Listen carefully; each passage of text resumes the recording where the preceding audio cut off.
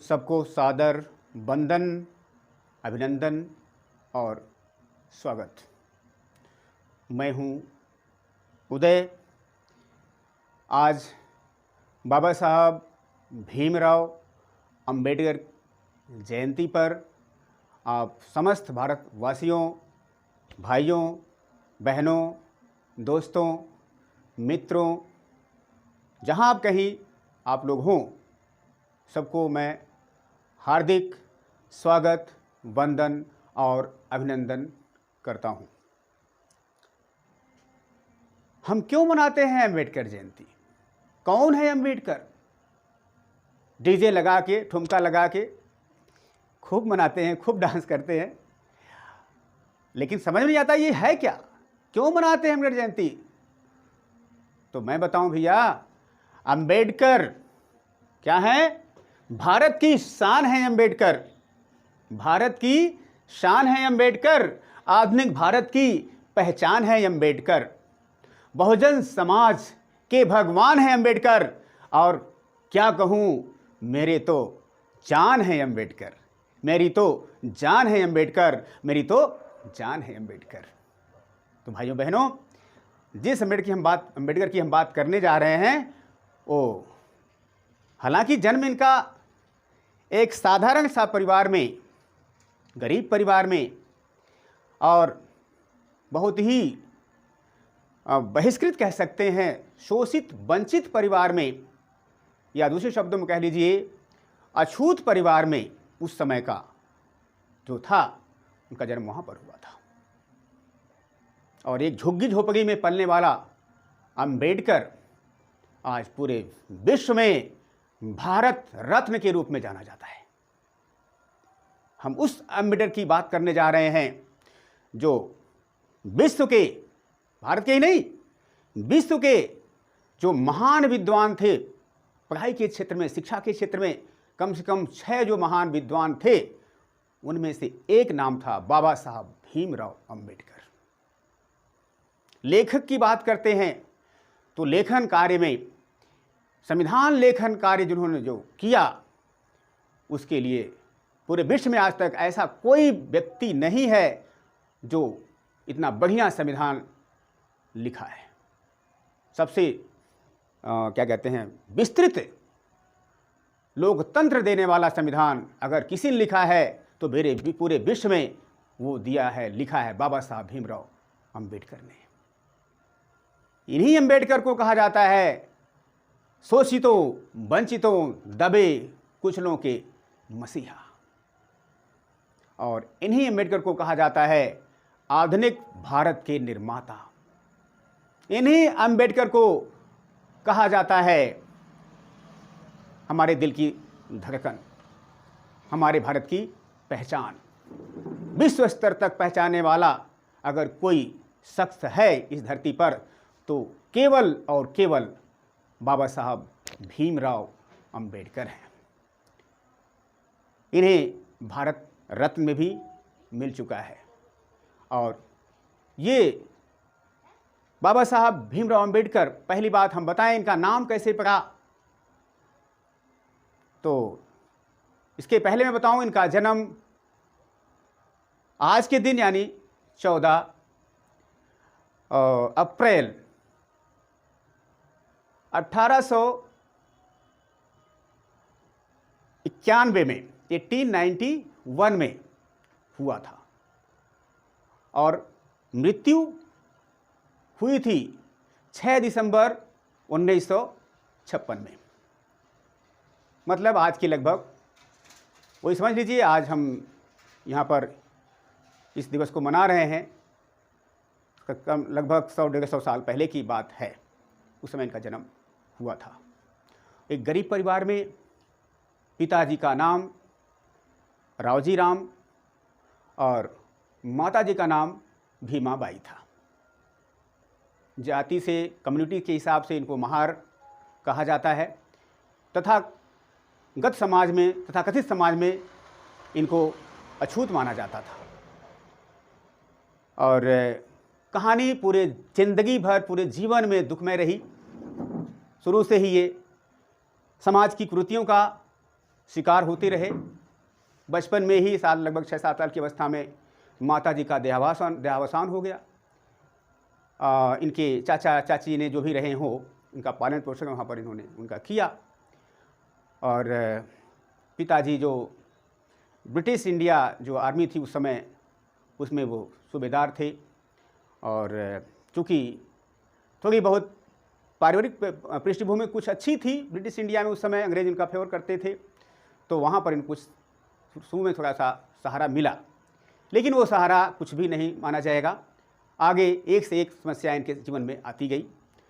जब ये 7 साल के हो गए तो इनको प्राइमरी जो स्कूल था उस गांव में, वहीं पर इनका दाखिला इनके पिताजी ने करवाया, जो कि बड़े ही सज्जन, संघर्षशील और सुलझे हुए इंसान थे। इन्होंने इनका दाखिला उसी प्राइमरी स्कूल में करवाया। अब देखिए, यहीं से इनकी समस्या शुरू हो गई। क्या हुआ? प्राइमरी स्कूल में एडमिशन हुआ और वहाँ पर दुर्भाग्य से जो विद्यालय था, वहाँ का जो हेड साहब थे वो अपर कास्ट के या सवर्ण कह सकते हैं, वो साहब थे। उनके सामने अन्याय होता है, इनके पास उन पर जूं नहीं रेखता कान पर। एक छोटी सी घटना हम बता रहे हैं। प्राइमरी स्कूल में जब इनका एडमिशन हुआ, बहुत अच्छे से पढ़ाई करते थे, पढ़ाई में अव्वल थे, कोई दिक्कत वहाँ से नहीं थी। लेकिन सामाजिक ताना बाना, सामाजिक कुरीति, जातिपात वहीं से शुरू हो गया इनका। इनको बैठने के लिए अपने घर से बोरी लेके जाना पड़ता था, घर से बोरी लेके जाना पड़ता था। और तो और उनको अन्य बच्चों के साथ बैठने के लिए मना था। बेचारे पीछे सबसे बैठते थे। उनका थूकने की व्यवस्था और सारी व्यवस्था अलग से हुआ करती थी। लेकिन फिर भी क्लास में बैठते थे और जज्बा इनका बहुत ही बुलंद था। जो भी पढ़ाई होती वो वहाँ से भी समझ जाते और धीरे धीरे इनमें इनकी प्रतिभा में निखार हुआ आया। एक दिन ऐसा हुआ, क्लास में सभी बच्चे पढ़ रहे थे। गुरुजी जो पढ़ा रहे थे संजोग से सवर्ण थे, नाम तो हमें याद नहीं कौन से साहब थे वो, लेकिन कोई सवर्ण ही थे। तो क्या हुआ कि ये पढ़ रहे थे, तभी जो है उन्होंने सवाल पूछा बच्चों से। क्लास में सारे बच्चे थे। अरे डब्लू, ये बताओ इस सवाल का आंसर क्या है। पप्पू, ये बताओ सवाल का आंसर क्या है।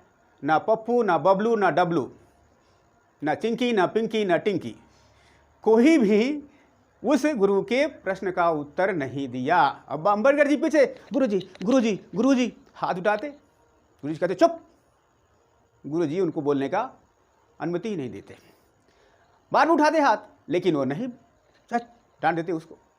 ऐसे करते करते जब सारे बच्चे हार गए, कोई नहीं जवाब दे पाया, तो अंत में अम्बेडकर जी कहे, साहब प्लीज़ कृपया हमें भी एक मौका दें। कहा ठीक है बेटा, आओ तुम भी, चलो तुम ही बता दो, सवाल को हल करके दिखाना है। एक सवाल था, बोर्ड पर लिखा था। कहा आओ हल करके दिखाओ। सारे बच्चे टे बोल गए थे। बात थी अम्बेडकर जी की। अब आए वो, आए जैसे वहाँ चले, अरे अरे अरे दूर दो, मत आगे मत बढ़ना, रुक जाओ रुक जाओ, रुको रुको रुको। अम्बेडकर जी परेशान, अरे क्या हो गया? जैसे कि बिजली का झटका लग गया अब सारे बच्चों को। क्या हुआ? अम्बेडकर परेशान। तो बच्चे क्या, अरे नहीं सुनो सुनो सुनो, रुको रुको रुको, आगे मत जाना, अरे एक मिनट। और फटाफट सारे बच्चे आए और कहे वहीं मेरा लंच रखा है। बबलू बोला मेरा लंच, पप्पू बोला मेरा लंच, टिंकी बोली मेरा लंच। सारे बच्चे अपने लंच को लेके वहाँ से उठा लाए। अभी तुम जाओगे वहाँ, लंच तुम छू दोगे मेरा, और मेरा लंच अपवित्र हो जाएगा, इसलिए जो है तुम वहाँ मत जाओ, इसके पहले कि हम लोग बैग निकाल लें, लंच निकाल लें, तब जाओ। और ऐसा हुआ। यही शुरू हो गया हमारे बाबा साहब के जीवन में, अन्याय शुरू हो गया। और साहब गए, बाबा साहब गए, सारे बच्चे अपना लंच उठा ले गए। और देखिए यहाँ पर गुरुजी कुछ नहीं बोल रहे हैं, गुरुजी कुछ नहीं बोल रहे हैं, कोई विरोध नहीं कर रहे हैं।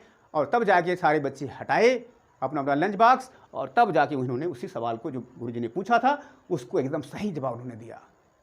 और समझ में आया कि ये बच्चा जो है लाखों में एक है, हीरा है जो कि दबा हुआ है, उसको चमकने की ज़रूरत है। यहीं से इनकी जो जाति पात की व्यवस्था का समझ में आया कि भाई तो बहुत गलत बात है। पहला झटका इनको लगा। और उस समय का ऐसा समय था। यही नहीं, बुराई तो वहाँ से शुरू हुई, अत्याचार जहाँ से शुरू हुआ उसका कोई अंत नहीं है, कितना अत्याचार होता रहा। अब फिर वही उसी विद्यालय में रहते, यहाँ तक कि उसी विद्यालय में उनको पानी तक जो नल होता था उसको छूने से मना था। वे पानी जब पीने जाते तो सारे बच्चे दूर भाग जाते, और वहाँ का पियन जो होता था वो पियन ऊपर से उनको पानी गिराता, ऐसे करके वो पीते थे, मतलब बर्तन छूने के लिए मना, क्योंकि तुम अछूत हो।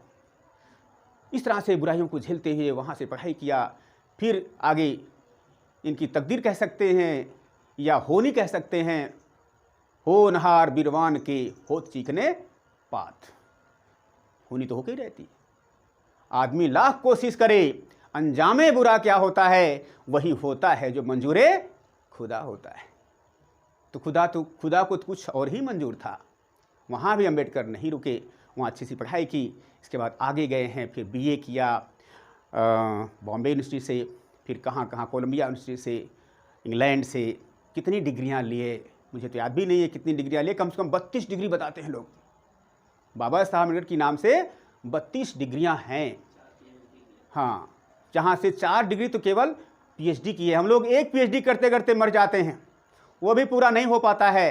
लेकिन सोच लो, ये साहब अम्बेडकर साहब जो थे, इतनी डिग्रियाँ लिए हैं, इतना संघर्ष किए। वो नहीं कि बहुत करोड़पति के बेटे थे, ऐसा नहीं था। एक मामूली परिवार से आने वाला एक बच्चा, मामूली सा दिखने वाला एक बच्चा इतना बड़ा डिग्री या इतनी पढ़ाई कर लेगा, किसी को विश्वास नहीं हो सकता है। फिर भी इन्होंने किया। अम्बेडकर का जीवन जो संघर्ष का रहा है वो साबित करता है कि अगर आपके पास जज्बा है, दृढ़ इच्छा शक्ति है, संकल्प है और आप जूझने का तमन्ना रखते हो समाज में, तो कोई ताकत आपको रोक नहीं पाएगी। चाहे किसी वर्ग में आप आते हो, आप आगे बढ़ोगे ही बढ़ोगे। तो इस तरह से अम्बेडकर जीवन चलता रहा और समस्याएं आती रहीं। शादी इनकी जान ही रहे हैं आप लोग, रमाबाई से हुआ, और इनके पास तमाम बच्चे भी थे। 4 बच्चों का मुझे पता अच्छे से, 4 बच्चे थे। और इस शख्सियत ने अपने चारों बच्चों की कुर्बानी दे दी। एक एक करके सारे बच्चे मरते गए। इतनी पैसे इनके पास नहीं थे कि जो है ये बच्चों को परवरिश कर सकें, उनकी पढ़ाई लिखाई का खर्च वहन कर सकें, नहीं था। गरीबी में सारे बच्चे मरते गए। और दूसरा प्रॉब्लम ये भी थी कि ये ज़्यादातर बाहर रहते थे, पढ़ाई करते थे और कुछ करते थे, समाज कार्य में लगे होते थे। इनको समय नहीं मिलता था बच्चों की कुछ देख रेख कर सकें। धीरे धीरे सारे बच्चे इनके मतलब राम को प्यारे हो गए। लेकिन ये अपना जो उद्देश्य था उसको कभी भी उससे समझौता इन्होंने नहीं किया। एक मुझे छोटी सी कहानी या छोटी सी घटना याद है इनके जीवन की। इनकी पत्नी जो रमाबाई थी, रमाबाई की तबीयत भी खराब रहा करती थी, तबीयत बहुत ज़्यादा ख़राब थी। तो उनको शायद ये विदेश में उस समय थे, समय से शायद इनको मैसेज भी नहीं मिला, उनके पास टाइम भी नहीं था, तो ये जो है पहुंच नहीं पाए। और बताते हैं कि कुछ दिनों बाद जब गए हैं तो काफ़ी देर हो चुकी थी, उसी समय उनकी अंतिम सांस यानी अंतिम समय आ चुका था। तब जो है उन्होंने कहा ऐसी सी बात थी, मुझे पढ़ाई करने जाना था, ये कोर्स करना था मुझे, इसलिए मैं नहीं आ पाया। तुम्हारी दशा इसलिए हुई है, मैं इसके लिए बहुत आई एम वेरी सॉरी। उन्होंने कुछ कहा तो उन्होंने कहा कि कोई बात नहीं, मैं रहूं या ना रहूं, आप मुझे मिलने आओ या ना आओ, उससे ज़्यादा फर्क नहीं पड़ने वाला है। लेकिन तुम्हारा जो उद्देश्य है, ये अछूत, शोषित, वंचित वर्ग के जो हमारे समाज के लोग हैं, अगर उनमें उनको कोई बाधा नहीं होनी चाहिए, उनमें आप सफल रहें। और बताते हैं यही कह करके वो जो है अपना दम उन्होंने तोड़ दिया। इस तरह से सारे बच्चे और बीवी भी अंत में उन्होंने खो दिया, सब कुछ खोया। 4 बच्चों की कुर्बानी दी, पत्नी कुर्बानी दी, और तब जाके बाबा साहब अम्बेडकर, आज की जो अम्बेडकर कहे जाते हैं, वो हुए। ये तो छोटी सी मैंने आपकी इसका जीवन परिचय बताया। बाकी डिग्री के मामले में मुझे तो याद भी नहीं कितनी डिग्रियां हैं, लेकिन मोटी डिग्री मैंने बता दी। लामे ये मतलब डिग्री इनकी थी पीएचडी वगैरह की। इकोनॉमिक्स में पीएचडी इन्होंने किया था, और क्या कहते हैं डीएससी भी इन्होंने किया था। तो मतलब 4 सब्जेक्ट में इन्होंने पीएचडी किया हुआ था, कोई मामूली बात नहीं है। और बहुत सारे इन्होंने हमारे भारत के पोस्ट भी इन्होंने प्रथम जो है लॉ मिनिस्टर भी हमारे स्वतंत्र भारत के रहे हैं ये। और सबसे इम्पॉर्टेंट बात क्या थी, भारत के संविधान के निर्माता के रूप में इनको श्रेय, पूरा श्रेय इन्हीं को जाता है। हालांकि बहुत सारे भी अलग और भी बहुत सारे लोग थे जिन्होंने इनके साथ कार्य किया है, उनका भी योगदान कम नहीं है, लेकिन सबसे ज़्यादा अगर किसी का योगदान है तो वो है बाबा साहब भीमराव अंबेडकर का। विशेषकर संविधान के लिए बाबा साहब भीमराव अंबेडकर को ही आधुनिक भारत का निर्माता और भारतीय संविधान के पिता तो हैं ही, जनक तो हैं ही, साथ ही साथ भारतीय संविधान के माताजी भी बाबा साहब भीमराव अंबेडकर हैं। ये ध्यान रखिएगा आप लोग। आधुनिक भारत की जो शकल आप देख रहे हैं वो इन्हीं की देन है। कभी इसी भारत की बात है और हमारे जैसे ही समाज की बात है। हमारे ही समाज में बहनों को यानी स्त्रियों को पढ़ने का अधिकार नहीं था। स्त्री पुरुष साथ मिलकर काम नहीं कर सकते थे, उनको नौकरी करने का अधिकार नहीं था। चौका बर्तन तक ही ये सीमित, घर की चार दीवार में बंद। ना बहनें पुलिस बन सकती थी, ना बहनें आईएएस बन सकती थी, ना टीचर बन सकती थी, कुछ भी अधिकार उनको नहीं दिया गया था। ये बाबा साहब की देन है जो आज हमारी बहनें, माताएं, कोई आईएएस बन रहा है, कोई पीसीएस बन रहा है, कोई लीडर बन रहा है, कोई एक्ट्रेस बन रहा है, कोई समाज सुधारक बन रहा है। हर क्षेत्र में बहनें किसी से कम नहीं हैं। समानता का अधिकार दिलाया, ये बाबा साहब भीमराव अंबेडकर की देन है जो आज स्त्री पुरुष समान अधिकार उन्होंने दिया सबसे पहले। और क्या बताएं, इनके जीवन में इतनी इतनी घटनाएं हुई। एक घटना मुझे अच्छे से याद है कि ये चाहते थे कि समाज में समानता आए। इनका नारा था equality, fraternity and liberty. Equality, fraternity and equality. अब कहेंगे ये क्या है? इक्वलिटी माने समानता, फ्रैटर्निटी माने भाईचारा, लिबर्टी माने स्वतंत्रता। तो इनका ये नारा था। मुझको लग रहा है ये नारा, क्योंकि विदेश में पढ़े थे तो इन्होंने ये सीखा था नारा। ये प्रभावित हुई थी मेरी समझ से फ्रेंच रिवॉल्यूशन से। फ्रांसीसी क्रांति जो 1789 में हुई थी, इसी का स्लोगन वो था और बाबा साहब इसी से प्रभावित थे। वही भारत में भी अक्षरशः लाने का प्रयास कर रहे थे, सफल भी काफ़ी हद तक रहे हैं। ये घटना यहाँ से समानता के लिए इन्होंने काम किया। एक बार की घटना ये है कि ये जब विदेश से डिग्री लेके आ रहे थे, तो क्या हुआ, ऐसे रात हो गई थी और उनको अपने गांव जाना था, पहुंचना जरूरी था और बहुत सारे डॉक्यूमेंट रखे थे। एक सूटकेस उनके पास था, सूटकेस में सारी जो कीमती डॉक्यूमेंट्स थे, कागजात थे, सब रखे हुए थे और वो उसको लेकर के, बहुत भारी भी था, उसको लेके आ रहे थे।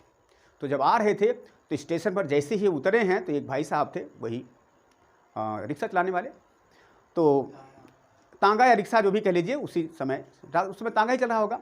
तो तांगे पर वो बंदा वो था, तांगा चलाता था। तो उसके भाई साहब, ये देखिए इतना रात हो गई है तो हमें काफ़ी दूर जाना है, भारी बैग भी है, थोड़ा सा आप इसको बैठा लाद दीजिए और हमको पहुँचा दीजिए, आपका जो बनता है हम हिसाब आपका दे देंगे। कहा नहीं, गलत बात, नहीं, दूर रहो, दूर से बात करो। कहा कहाँ भाई? क्या आगे देख, तू अछूत महार जैसी जाति, मेंटल कहीं का, तुम बैठेगा मेरे तांगे में? गंदा करना चाहता है क्या? मुझे भ्रष्ट करना चाहता है क्या? नहीं, नो परमिशन, नहीं बैठाऊंगा। कह साहब प्लीज़ हैव मर्सी, दया करो, रहम करो, मैं जो है इतनी कीमती कागजात में ले रखा हूँ, रात का मामला है, रास्ता भी बहुत ख़राब है, कैसे जाऊँगा और थक भी गया हूँ, कृपया आप हमें बैठा लें और मेरे घर तक पहुँचा दें। कहा नहीं, हम नहीं कर सकते। तो फिर कहा, सोचा थोड़ी देर के लिए, भगवान ने फिर कहा कि प्लीज़। फिर उन्होंने निवेदन किया था, अंत में कहा हाँ, एक शर्त पे करूँगा, मैं बैठा तो लूँगा, लेकिन एक शर्त होगी। कहा क्या? शर्त ये है कि आप चलाओगे, ये रिक्शा आप चलाओगे और मैं बैठूँगा। आप जो है बैठिए, आप चलाइए, मैं बैठूँगा। अब बताइए मरता क्या ना करता, मजबूरी का नाम महात्मा गांधी है। अब बाबा साहब ने क्या किया, अब वो लेके बैठ गया उनका बैग और वो चला रहे हैं। अब सोच लीजिए, ऐसे ऐसे यातना इनको झेलनी पड़ी है। और तो और एक घटना बताऊं मैं, वहाँ भी उसको झेला इन्होंने। इसके बाद फिर दूसरी घटना बता रहा हूँ। दूसरी घटना ये थी कि ये चाहते थे कि उन्होंने देखा था कि समाज में पशु से बदतर जीवन, विशेषकर SC ST OBC भाई के समाज के भाई लोग जी रहे हैं, जहाँ पर पशुओं को पानी पीने का अधिकार था तालाबों में, जलाशयों में, लेकिन मनुष्य को पानी पीने का अधिकार नहीं था। इस बुराई को दूर करने के लिए उन्होंने एक तालाब था किसी जगह, उस तालाब का पानी पीने के लिए इन्होंने अपना, उस समय बैरिस्टर बने थे, बैरिस्टर बन के आए थे विदेश से, तो उन्होंने वहीं से वकालत भी शुरू करी थी सबसे पहले। उस पूरी कुरीति को खत्म करने के लिए उस तालाब में जो सार्वजनिक था, जहाँ पर सबको होना चाहिए था, वहाँ पर गए, करीब 500-600 लोगों को लेकर के, अपने जैसे लोगों को लेके गए, और जो है वहाँ पर वो चारों ओर से उस तालाब में पानी पीने उतर गए। अब पानी पीने उतर गए, क्या हो गया, आफत आ गई। अब लठ लेके आ गए सारे समाज, और दे दनादन दे दनादन दे दनादन, लठ गिरी, बाबा साहब के शरीर पर गिरी और बहुत सारे लोगों पर गिरी। एक घटना यहाँ से मिली जहाँ इनको ये झेलना पड़ा। इसके बाद फिर दूसरा घटना एक और मिली। एक मंदिर था, शायद महाराष्ट्र में है, वहाँ मंदिर में चाहते थे कि भाई मंदिर भी सार्वजनिक होता है, सबका अधिकार है भगवान प्राप्त करने का, सबको अधिकार है, तो चाहे SC हो चाहे ST, भगवान तो सबके हुआ करते हैं, तो चलते हैं हम मंदिर प्रवेश करेंगे। और मंदिर में प्रवेश करने गए हैं, अपने करीब कई लोगों को लेकर के, हजारों लोगों को लेकर के मंदिर प्रवेश करने गए हैं, और वहाँ पर भी जो है वही दशा हुई उनको, वहाँ पर भी लट गिरा, उनको घुसने मंदिर में नहीं दिया गया। तो इस तरह से ये झेले हैं सारी समस्याएं। तब इनके समझ में आया कि अभी हमारा समाज बहुत पीछे है, हमें तो बिल्कुल जो है हमको अधिकार वंचित कर दिया गया है, हमारे हक को, हमारे अधिकार को छीन लिया गया है। इस सब जो है इनके दिमाग में घर कर गया। अब इन्होंने सोचा कि जब मेरे साथ इतना बड़ा अत्याचार हो रहा है, मैं जो कि इतना पढ़ा लिखा, दुनिया का सबसे महान विद्वान और 6 महान विद्वानों में से सबसे ज़्यादा डिग्री लेने वाले, मेरे साथ इतना अत्याचार हो रहा है, तो एक आम आदमी के साथ कितना अत्याचार हो रहा होगा। अब इनके जो है, इनका दिल बिल्कुल पिघल गया, बहुत बड़ा ठेस लगा इनको, बहुत दुखी हुए अम्बेडकर जी। उन्होंने कसम खा लिया कि आज से मैं इन्हें जब तक मुक्त नहीं कर दूंगा तब तक मैं सांस नहीं लूँगा। और एक से एक वो कार्य करते रहे। अब ये घटना मैं बता रहा हूँ, ध्यान दीजिएगा, हमें स्वतंत्रता मिली थी कब? 15 अगस्त 1947 को, लेकिन हम पूरी तरह से स्वतंत्र नहीं थे। जो 15 अगस्त 1947 माला की स्वतंत्रता मिली थी, अंग्रेज हमको स्वतंत्र कर दिए थे, लेकिन पूरी तरह से हम लोग स्वतंत्र वहाँ पर नहीं थे। अब कहोगे ऐसे कैसे हो सकता है, नहीं थे? हाँ साहब, हम लोग स्वतंत्र नहीं थे, क्योंकि अंग्रेज ही वहाँ का जो मुखिया था, यानी हाई कमान, जो जैसे राष्ट्रपति आज हुआ करता है, उस समय राष्ट्रपति नहीं हुआ करते थे। राष्ट्रपति का काम जॉर्ज 6 किया करता था, इंग्लैंड से। इंग्लैंड में बैठा हुआ जॉर्ज 6 जो था वो ये काम करता था। जो मेन बागडोर थी सत्ता की, उसी के हाथ में थी। उसको कहते हैं ब्रिटिश इंडिया। उसमें इंडिया आप इंडिया नहीं थी अपनी वाली, वो ब्रिटिश इंडिया थी। ब्रिटिश इंडिया मीन तो मेन जो शासन होता था इंग्लैंड से होता था, और वहाँ पर जॉर्ज 6 वहाँ पर था, वो शासन करता था। उसने एक मतलब शर्त रखी थी। उन्होंने कहा कि अभी मैं तुम्हें पूरी तरह से मुक्त नहीं कर सकता। तो लोगों को पूछा क्यों? कहा इसलिए कि तुम्हारे पास कोई संविधान नहीं है, तुम्हारे पास कोई संविधान नहीं है, और जब तक संविधान नहीं होगा तब तक हम मुक्त नहीं दे सकते। तुम्हारे पास शासन ही नहीं है, तुम्हारे पास शासन का रूल ही नहीं है। संविधान मीन्स शासन का रूल, कैसे शासन करें उसका नियम तुम्हारे पास है ही नहीं, तो कैसे शासन करोगे? इसीलिए वक्त तुम्हें दिया जा रहा है, अगर संविधान बना दिए तो हम पूरी तरह से तुम्हें मुक्त कर देंगे। अब उस समय महात्मा गांधी थे, जवाहरलाल नेहरू थे, मदन मोहन मालवीय थे, बहुत सारे दुनिया भर के लोग थे, बीएमएस चंद्र बनर्जी थे, बहुत सारे लोग थे। सब ने अच्छे अच्छे विद्वान अपने समय के थे, अपने अपने हिसाब से विचार किया गया संविधान बनाना है। अगर पूरी हमको मुक्ति लेनी है, पूरी संविधान लेनी है, संविधान बनना चाहिए। और सब विचार किए कौन बनाएगा, कौन बनाएगा, किसी की बस की बात नहीं, सब टें बोल गए। अब कौन बनाए, सब परेशान हो गए। मुक्त भी हमें चाहिए, हमें स्वतंत्रता भी चाहिए, हमारे पास संविधान नहीं है, कौन इसका समाधान करेगा। सब कोई था ही नहीं इंडिया में उस समय उतने पहुंचा हुआ आदमी, तो भागे भागे एक विदेश में, शायद अमेरिका की बात है, अमेरिका में एक विशेष संविधान लेखक था, उसका नाम मैं याद नहीं आ रहा है। वो संविधान लेखक था, बहुत अच्छा जानकार, वहाँ का संविधान उसने लिखा था। वहाँ पर गए वो उस आदमी के पास। जब उस आदमी के पास गए, यही क्या कहते हैं, बापू महात्मा गांधी और जवाहरलाल नेहरू, ये सब गए उनके पास। कहाँ गए? उसी विदेश में रहने वाले आदमी के पास। उससे कहे, भाई साहब हम लोग बहुत दूर से चल के आए हैं, भारत से आए हैं, हमारी मदद कीजिए। कहा क्या मदद करें, तुम्हारी मदद क्या कर सकते हैं, बताइए तो सही। कहा कि अरे साहब हमारी लुटिया डूब रही है, हमारी लुटिया डूब रही है, आपकी हमारी इज्जत, भारत की इज्जत आपके हाथ में। कहा वो कैसे, हम विदेशी बाबू, तुम भारत बाबू, कैसे कैसे आपकी इज्जत हमारे हाथ में है। अरे साहब चैलेंज दिया है अंग्रेजों ने संविधान बनाने का, और भारत की धरती पर कोई है नहीं ऐसा विद्वान कि संविधान तैयार कर सके, आप तैयार कर दीजिए, संविधान हमारा बना दीजिए।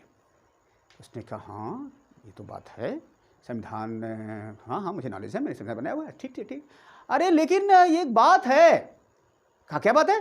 कहा बात ये है कि अगर मैं संविधान बनाऊंगा, मुझे तो पता ही नहीं तुम्हारे देश के बारे में, तुम्हारे देश में कहाँ हर SC/ST भाई के साथ अत्याचार हो रहा है, कहाँ जो है तुम्हें तालाब में पानी पीने का अधिकार नहीं किसी ने दिया है, मंदिर में घुसने का कहाँ अधिकार नहीं दिया है, कहाँ कहाँ क्या समस्या है, किसके गले मटका लटका हुआ क्यों है ना, और जो है पीछे जो झाड़ू क्यों लगा है, या क्या प्रॉब्लम है, मुझे क्या मालूम अंदरूनी क्या समस्या तुम्हारे संविधान में है, तुम्हारे देश में है, मुझे पता ही नहीं। मैं गंगा में नहाया नहीं, तो क्या मैं पानी तुमको पिला दूंगा? गंगा में जाने से पहले मैं गंगा को तुमको ला के दिखा दूंगा? भाई मैं गंगा में मुझे नहाना पड़ेगा, तब मैं गंगा के बारे में समझूंगा। तो मेरी बस का बात नहीं है, ये काम मैं कर तो दूंगा, लेकिन वो तुम्हारे काम का नहीं होगा, ये समस्या है, मैं नहीं बना सकता, आई एम सॉरी, मैं ये कार्य नहीं करता। तो क्या करें? वही बापू और क्या कहते हैं वो जवाहरलाल नेहरू कहे कि साहब हाँ तरीका बताइए, समाधान बताइए। कहा हाँ एक तरीका है। अरे तुम्हें नहीं मालूम, तुम्हारे ही देश में दुनिया का संविधान पकड़ रखा है, 50 संविधान पकड़ रखा, 50 देशों का संविधान पकड़ के रखा हुआ, विशेष तुम्हारे ही देश में है। कहा कौन? कहा वो है बाबा साहब भीमराव अंबेडकर। तो वो अंबेडकर के पास जाओ, वो तुम्हारे देश का है, नस नस जानता है तुम्हारा कहाँ बीमारी है, सबसे बड़ा इलाज वही कर सकता है, संविधान वही लिख सकता है, उसका संविधान सफल रहेगा, उसके पास जाओ। भाइयों बहनों ध्यान दीजिएगा, वो आदमी कोई दूसरा नहीं था, वो आदमी कोई दूसरा नहीं था, ये इन्हीं का दोस्त था। जब अमेरिका में गए थे पढ़ने, कौन? बाबा साहब भीमराव अम्बेडकर, सेम यूनिवर्सिटी में, कोलंबिया यूनिवर्सिटी थी, वहीं पर दोनों पढ़ते थे, वो अच्छे से उनको उसके बारे में जानता था। और तब जो है ये भागे भागे गए कहाँ? अम्बेडकर के पास। अम्बेडकर जी हमारी इज्जत आपके हाथ में, आप संविधान लिखने का बीड़ा उठाइए और भारत को गुलामी से मुक्त कीजिए। बाबा साहब सोच पड़ गए, अब करें क्या, यानी संविधान लिखें या ना लिखें, पता नहीं मेरा संविधान इनको पसंद आएगा कि नहीं आएगा। उस समय तो उनके समझ नहीं आया लिखे कि ना लिखें, उन्होंने हामी नहीं भरी। अब वो जब चले गए तो रात भर सोचे, मंथन की, अरे अगर मैं संविधान नहीं लिखूंगा तो मेरे शोषित वंचित भाई जो हजारों वर्ष से झेल रहे हैं इतनी बड़ी मुसीबत, जो पशुओं से बदतर जीवन जी रहे हैं, जिनके गले में मटका है, गले में मटका है, कमर में झाड़ू है, तो क्या इनकी दशा इससे भी खराब हो सकती है? तो अगर मैं कुछ नहीं लिखूंगा, ऐसा कुछ नहीं अगर मैं करूंगा, कुछ इनकी नहीं करूंगा, तो बहुत बहुत बड़ी ग्लानि होगी, बहुत बड़ा दुख होगा, बहुत बड़ा अन्याय होगा लोगों के साथ। सक्षम होती मैं कुछ नहीं किया, मैं अपने आप को नहीं माफ़ कर पाऊंगा। और ये सोच करके बाबा साहब भीमराव अम्बेडकर ने अगले दिन जो है हामी भरी कि मैं संविधान लिखूंगा, और गए हैं जवाहरलाल नेहरू के पास, बापू के पास, सबके पास। वहाँ जा कर के उन्होंने कहा ठीक है मैं संविधान तैयार करूँगा। और हुआ यूँ कि बाद में समिति बनी है, और उस समिति में बाबा साहब को ड्राफ्टिंग कमेटी, संविधान निर्मात्री सभा का मुखिया बनाया गया, हेड बनाया गया, चेयरमैन बनाया गया। हालांकि और भी संविधान लेखक, संविधान के जानकार वहाँ पर थे, लेकिन जो सबसे बड़ा लीडिंग रोल था बाबा साहब भीमराव अम्बेडकर का था। सभी कई लोग थे वहाँ पर, सबने अपना अपना योगदान दिया था। लेकिन एक समय ऐसा आया था जब धीरे धीरे सारे जो संविधान के जानकार थे सबों ने अपना जो है क्या कहते हैं अंगूठा दिखा दिया, यानी उन्होंने कट्टी काट ली। तो कुछ ऐसा समय आया, किसी ने इस्तीफा दे दिया, तो किसी तबीयत खराब हो गई, सब कहीं न कहीं कोई न कोई बहाना से वहाँ से भाग गए। तो अंत में सारा कुछ लेखन का भी कार्य, संविधान इकट्ठा करने काम, मटेरियल तैयार करने काम, सब कुछ काम बाबा के कंधों पर आ गया। ध्यान दीजिए, उस समय बाबा साहब की तबीयत ठीक नहीं थी। जब संविधान बनाने का मौका इनको मिला था, समय उनकी तबीयत नहीं ठीक थी, इसीलिए मना भी कर रहे थे, स्वास्थ्य इनका ना ठीक हो जाने की वजह से भी मना कर रहे थे। लेकिन उन्होंने कहा मैं रहूं ना रहूं, लेकिन मेरे देश के भाई जो शोषित, वंचित, अछूत हैं, वो उनको न्याय मिले, उनको हक मिले, इसलिए मैं ये काम करूँगा। और उन्होंने ये कार्य किया। इसी सब देखते हुए संविधान उन्होंने बनाया। 2 वर्ष 11 महीने और 18 दिन लगे। और जब पूरी तरह संविधान बन के तैयार हो गया, तब उसके बाद जो है फिर आज 26 जनवरी 1950 में लागू हुआ। तो कथा दूसरी लंबी बहुत ज़्यादा बढ़ जाएगी। और उसी दिन से बाबा साहब ने कहा कि आज के बाद जो हमारे देश का कर्णधार होगा, देश की सत्ता होगी या देश का शासन होगा, उसको चलाने वाला किसी माँ के पेट से नहीं पैदा होगा, यानी वंशागत नहीं होगा, चुन के आएगा, चुनाव होगा, और चुनाव में जो जीतेगा वही जो है राष्ट्रपति बनेगा, वही जो है मुख्यमंत्री बनेगा, वही प्रधानमंत्री बनेगा, और कंपटीशन के थ्रू जो आएगा वही IAS बनेगा, PCS बनेगा, सब कुछ होगा, जिसके साथ न्याय होगा। वहीं पर उन्होंने वादा ये किया। और क्या बताऊँ, बहुत सारे उन्होंने कार्य किए हैं। इनका कार्य जितना भी अगर मैं करूँगा उतना ही कम है। बहुत सारी चीज़ें उन्होंने करी है। इन्होंने किताबें भी बहुत अच्छी सी लिखी है। इनमें से मुझे एक किताब का नाम याद है, जिसका नाम है एनिहिलेशन ऑफ कास्ट, एंड शायद वेटिंग फॉर वीज़ा भी इनका है किताब। और इन्होंने बहिष्कृत भारत जो सभा का भी इन्होंने किया था। कई पत्रिकाएं इन्होंने चलाई है और लेखन कार्य तो किया ही है। भाषाओं का जब बात करते हैं तो कम से कम 7-8 भाषाएं इनको पता थी, हिंदी, अंग्रेजी, संस्कृत इनको पढ़ने नहीं दिया जाता था हुजूर। इन्होंने कहा कि हम वेद पढ़ना चाहते हैं, पुराण पढ़ना चाहते हैं, इतिहास पढ़ना चाहते हैं भारत का, लेकिन संस्कृत पढ़ने नहीं दिया, संस्कृत पढ़ाने नहीं दिया। उस समय का कानून ये ब्राह्मणों के हाथ में था विशेषकर, तो उन्होंने जो है इनको मना कर दिया संस्कृत पढ़ने को। और वही बाबा साहब जहाँ नहीं पढ़ पाए, वही जाके विदेश में पढ़े हैं संस्कृत, और उसके बाद फिर कुछ ट्रांसलेशन सीखे हैं, वहाँ से जाकर उन्होंने वेद, इतिहास, जो भी पुराने सब कुछ उन्होंने पढ़ा। और तब जाके उन्होंने जो हमारे समाज में कुरीतियाँ व्याप्त हैं, वेदों में तमाम प्रकार की उल्टी सीधी बातें जो लिखी हैं, उसको उन्होंने समझा, और फिर जो कुछ उन्हें अच्छा लगा उसको अपनाया, और जो बेकार की चीज़ें उसको उन्होंने ख़त्म कर दिया। इनके पहले आपको पता होना चाहिए कि ऐसी कुछ व्यवस्था थी। मनुस्मृति में यह लिखा हुआ है कि अगर शूद्र जो है क्या कहते हैं, वेद मंत्र बोलता पाया गया तो उसकी जीभ को काट लो, और वेद मंत्र सुनता पाया गया कान में पिघला के शीशा जला के डाल दो।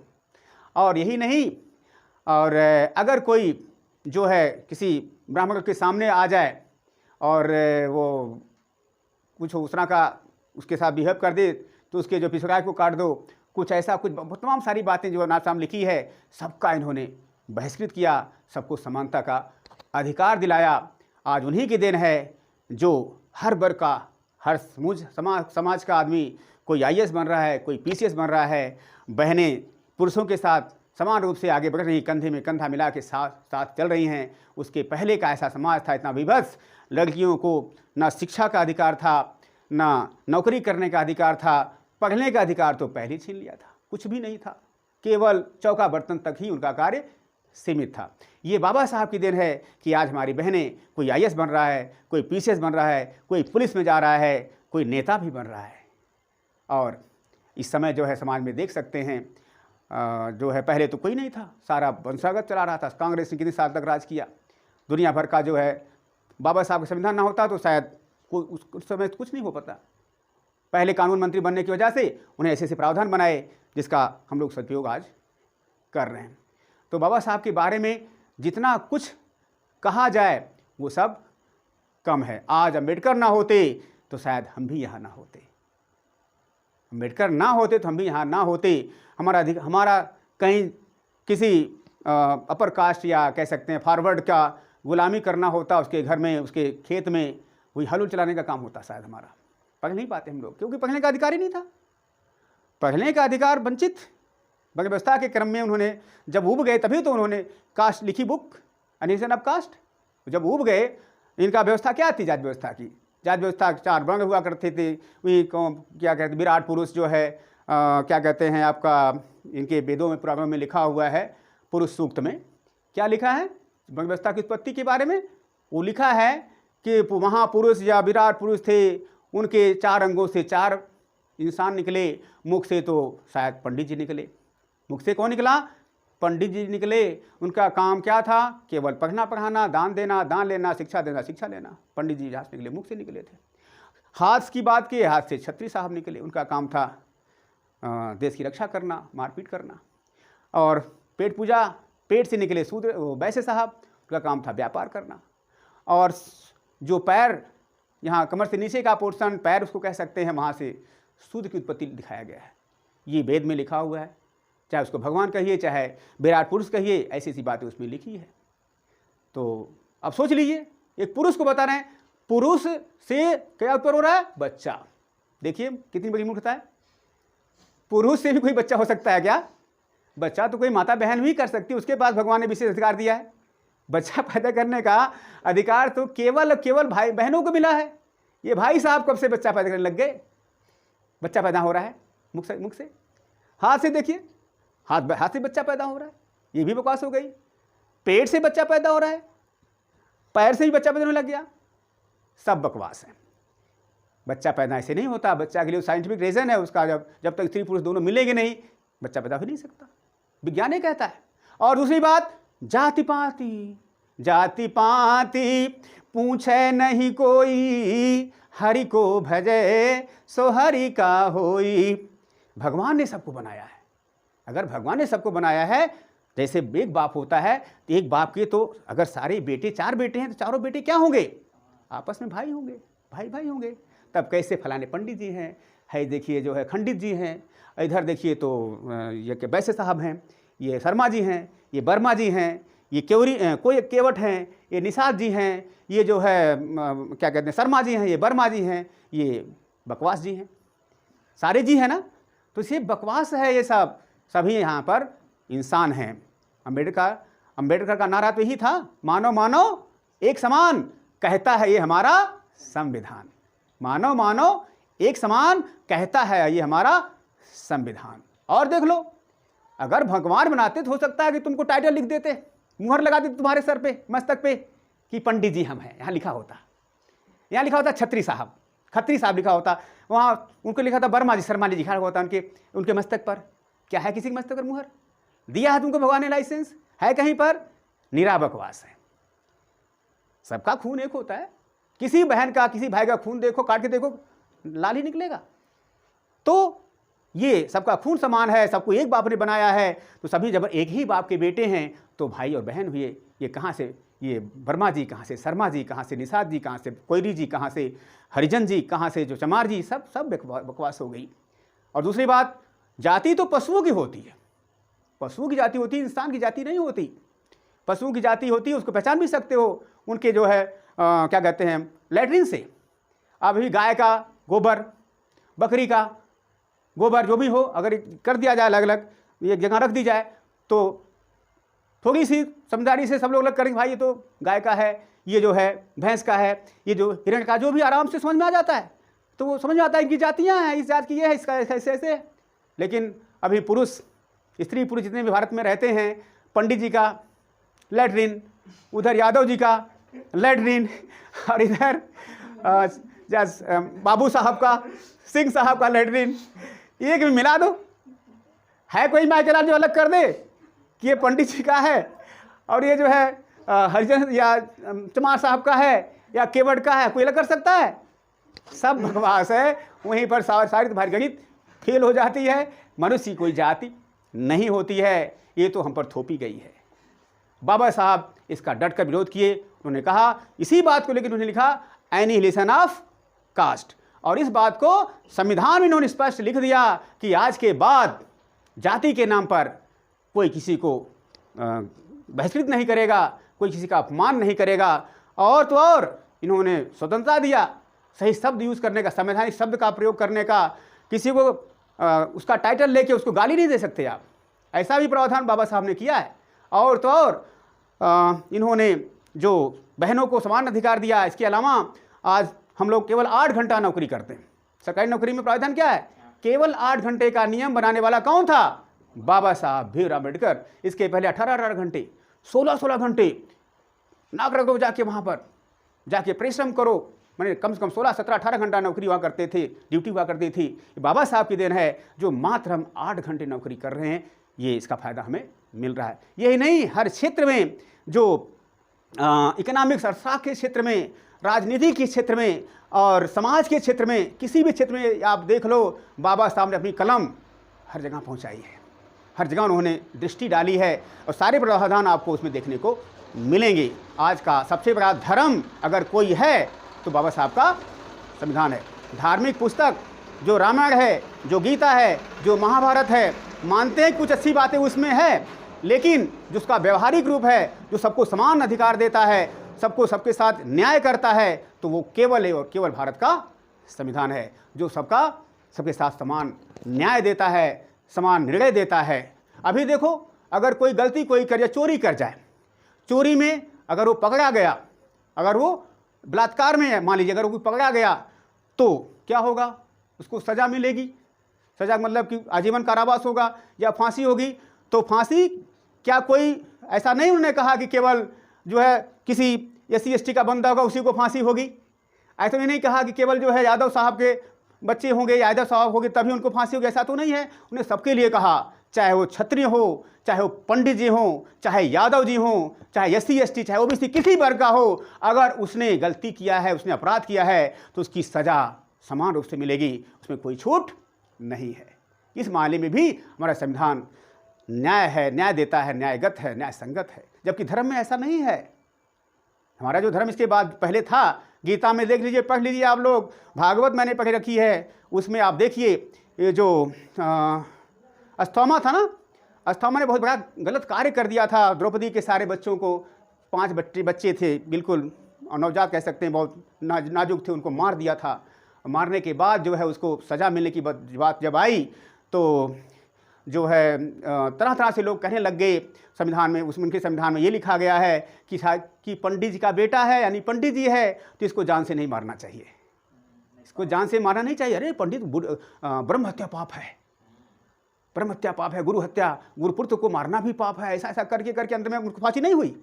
उसमें आप देखते हैं कहानी, मतलब वहाँ भेदभाव है, जबकि हमारे बाबा साहब के संविधान में ऐसा नहीं है। सबके साथ समान न्याय है, चाहे वो किसी वर्ग का हो, चाहे अमीर हो, चाहे गरीब हो, सबके साथ समान नियम लागू होता है। इसलिए सबसे बड़ा धर्म की अगर किताब कोई समय है तो संविधान है।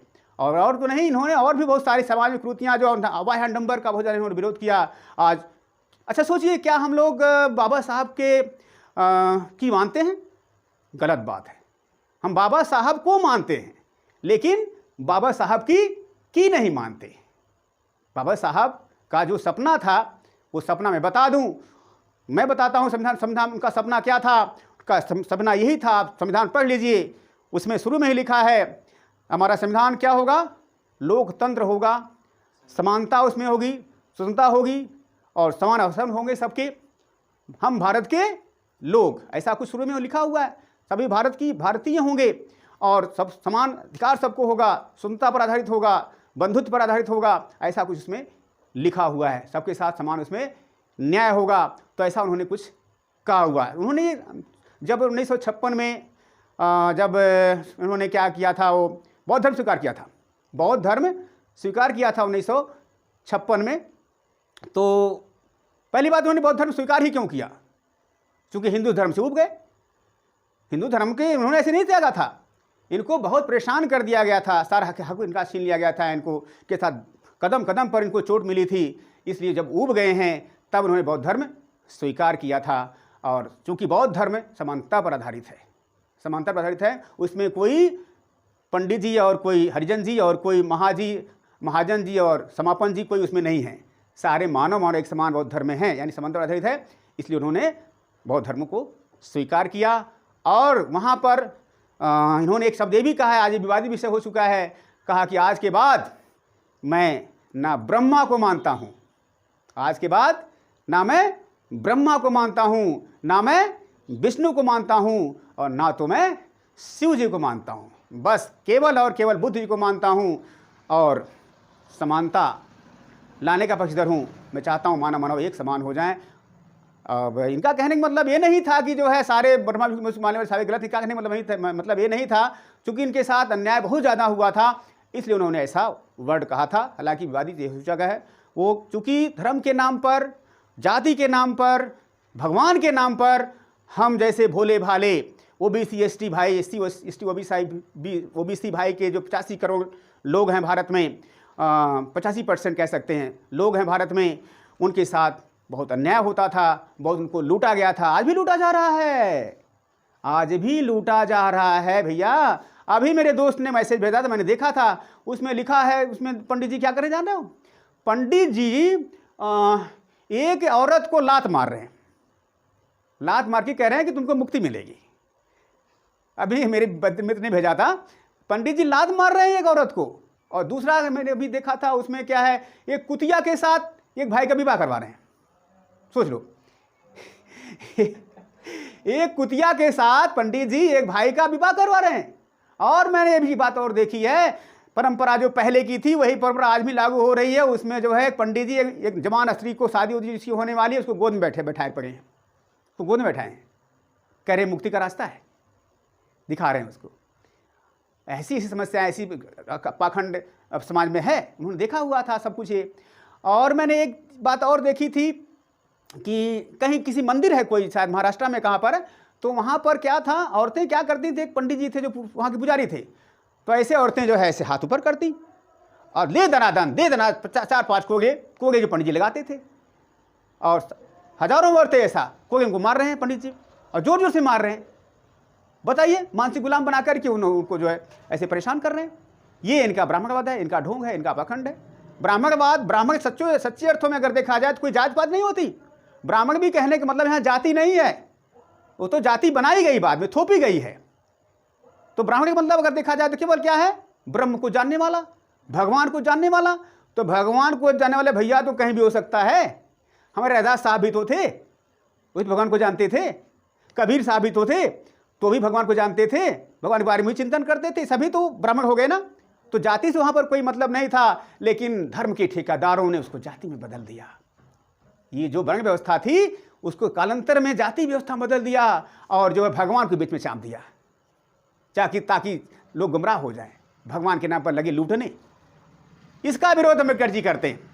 अम्बेडकर जी का हमने पढ़ा था एक बार कि इन्होंने कुछ ऐसी व्यवस्था करी कि भाई संविधान, ये पूजा पाठ होना चाहिए, लेकिन पुजारी बनने का हक सबको होना चाहिए मंदिर में, चाहे किसी वर्ग का हो, अगर वो क्वालिफाइड है, अगर उसकी अच्छी पकड़ है उस सब्जेक्ट पर, यानी कि पूजा पाठ के बारे में अच्छा जानता है, तो किसी वर्ग का पढ़ने लिखने के बाद पुजारी वहाँ बन सकता है। ऐसा उन्होंने ऐसा कुछ बताया हुआ है।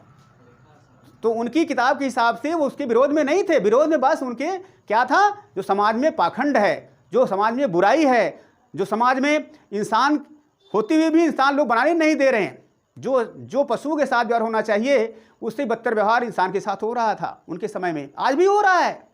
अभी बताया मैंने ना, ये क्या है, पशु को तो पीटते हैं इस तरह से, लात से कौन मारे किसी इंसान को, वो भी औरत को पंडित जी लात से मार रहे हैं। तो ये क्या है, यही तो अंधविश्वास है, यही तो पाखंड है। तो इस तरह के तमाम सारे जो है पाखंडवाद उस समय फैले हुए थे।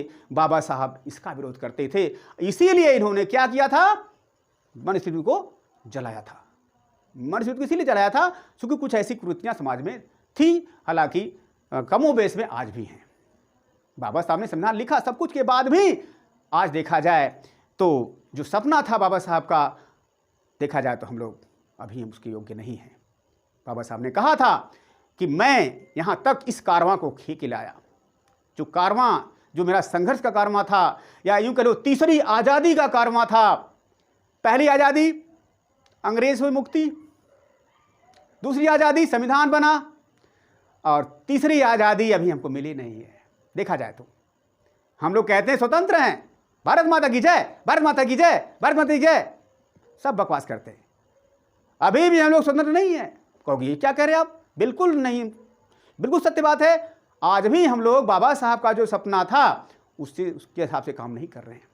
बाबा साहब ने कहा था कि भाइयों बहनों, मैं इस तीसरी आज़ादी कारमा यहाँ तक लेके आया हूँ, यहाँ तक लेके आया हूँ, तो ये काम करो, इस कारमा को, अगर कोई माई का लाल पैदा हो भारत में तो पैदा हो, और इस कारमा को आगे बढ़ाए, बढ़ा सके तो बढ़ाए, लेकिन कम से कम पीछे तो ना ले जाए। नहीं आगे ले सकते तो कम से कम जहाँ मेरा कारमा जहाँ तक आया है वहीं पर रोक दो, ताकि मैं इसको आगे दोबारा अगर कभी जन्म लूँ भारत में तो मैं इसको आगे बढ़ाऊँगा।